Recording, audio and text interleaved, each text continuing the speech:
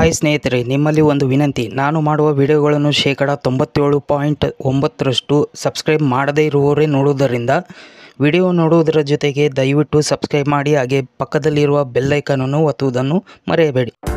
ಗಂಡ ಹೆಂಡತಿ ಕೈಯಲ್ಲಿ ಈ ಸಮಯದಲ್ಲಿ ಇದನ್ನು ತೆಗೆದುಕೊಂಡರೆ ಧನ ಆಕರ್ಷಣೆ ಆಗುತ್ತದೆ.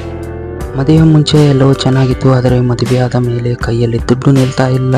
ಅಥವಾ ತುಂಬ ಜನರು ಹೇಳ್ತಾರೆ, ಮದುವೆ ಮುಂಚೆ ನನ್ನ ಕೈಯಲ್ಲಿ ಜೇಬಿನಲ್ಲಿ ದುಡ್ಡು ತುಂಬ ಇರ್ತಿತ್ತು, ಆದರೆ ಮದುವೆ ಆದ ಮೇಲೆ ಯಾಕೋ ನನ್ನ ಕೈಯಲ್ಲಿ ದುಡ್ಡು ನಿಲ್ತಾನೇ ಇಲ್ಲ. ಮೊದಲು ತುಂಬ ದುಡ್ಡು ಬರ್ತಿತ್ತು, ಆದರೆ ಇತ್ತೀಚೆಗೆ ಕೈಗೆ ದುಡ್ಡು ಬರೋದೇ ಇಲ್ಲ. ಇರುವ ದುಡ್ಡು ಕೂಡ ಕೈಯಲ್ಲಿ ನಿಲ್ತಾ ಇಲ್ಲ. ಹೀಗೆ ಸಮಸ್ಯೆಗಳು ಇರುತ್ತದೆ. ಸಮಸ್ಯೆ ಯಾವುದೇ ಇರಲಿ, ಆದರೆ ಕೊನೆಗೆ ಬರುವುದು ದುಡ್ಡಿನ ಸಲುವಾಗಿ ಅಂತ ಇರುತ್ತದೆ. ವಿಷಯಕ್ಕೆ ಬಂದರೆ ದುಡ್ಡಿಗೆ ಅಧಿಪತಿ ಮಹಾಲಕ್ಷ್ಮಿ ಅಂತ ಕರಿತೀವಿ. ಲಕ್ಷ್ಮಿಗೆ ಮಡಿ ಮೈಲಿಗೆಯಿಂದ ಇರಬೇಕು, ಇಲ್ಲ ಅಂದರೆ ಮನೆಯಲ್ಲಿ ಲಕ್ಷ್ಮಿ ಇರುವುದಿಲ್ಲ.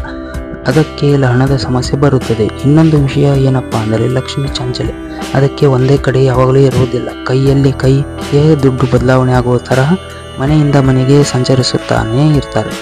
ಒಂದು ಹುಡುಗ ಮದುವೆ ಮುಂಚೆ ಅವನಿಗೆ ಕೈ ತುಂಬ ದುಡ್ಡು ಬರ್ತಿದೆ ಅಂದರೆ ಅದಕ್ಕೆ ಕಾರಣ ತಾಯಿ. ಯಾಕೆಂದರೆ ಲಕ್ಷ್ಮಿ ತಾಯಿ ಸಮಾನ. ಮದುವೆಯಾದ ಮೇಲೆ ಹುಡುಗನಿಗೆ ದುಡ್ಡು ಬರ್ತಿಲ್ಲ ಅಂದರೆ ಅದರ ಅರ್ಥ ಅವನು ಮೈಲಿಗಾಗಿದ್ದಾನೆ ಅಂತ ಅರ್ಥ. ಇದಕ್ಕೆ ಪರಿಹಾರ ಅಂತ ಮದುವೆ ಆದವರು ಶುಕ್ರವಾರ ಸಮಯದಲ್ಲಿ ಪೂರ್ವ ದಿಕ್ಕಿನಲ್ಲಿ ಮುಖ ಮಾಡಿ ಹೆಂಡತಿಯಿಂದ ₹1 ತೆಗೆದುಕೊಳ್ಳಬೇಕು. ಇದು 6 ಶುಕ್ರವಾರ ಮಾಡಬೇಕು. ಮಾಡಿದರೆ ಶುಕ್ರ ಆಕ್ಟಿವೇಟ್ ಆಗ್ತಾನೆ. ಇದರಿಂದ ಹಣದ ಸಮಸ್ಯೆ ಸಹಜವಾಗಿ ಪರಿಹಾರ ಆಗುತ್ತದೆ. ಪ್ರೀತಿಯಿಂದ ವಿಶೇಷ ಸೂಚನೆ: ಹೆಂಡತಿಗೆ ಶುಕ್ರ ದೋಷ ಅಥವಾ ಶಾಪವಿದ್ದರೆ ಈ ಪರಿಹಾರ ಫಲಿಸಲ್ಲ. ಗಮನ ಹರಿಸಿ. ಪ್ರೀತಿಯಿಂದ ಧನ್ಯವಾದಗಳು. ನಮಸ್ಕಾರ. ಇನ್ನೂ ಹೆಚ್ಚಿನ ನನ್ನ ವಿಡಿಯೋಗಳು ಮಾಹಿತಿಗಳು ತಿಳಿಯಬೇಕಾದರೆ ನನ್ನ ಯೂಟ್ಯೂಬ್ ಚಾನಲನ್ನು ಸಬ್ಸ್ಕ್ರೈಬ್ ಮಾಡಿ, ಲೈಕ್ ಮಾಡಿ, ಶೇರ್ ಮಾಡಿ. ಪ್ರೀತಿಯಿಂದ ಧನ್ಯವಾದಗಳು. ನಮಸ್ಕಾರ.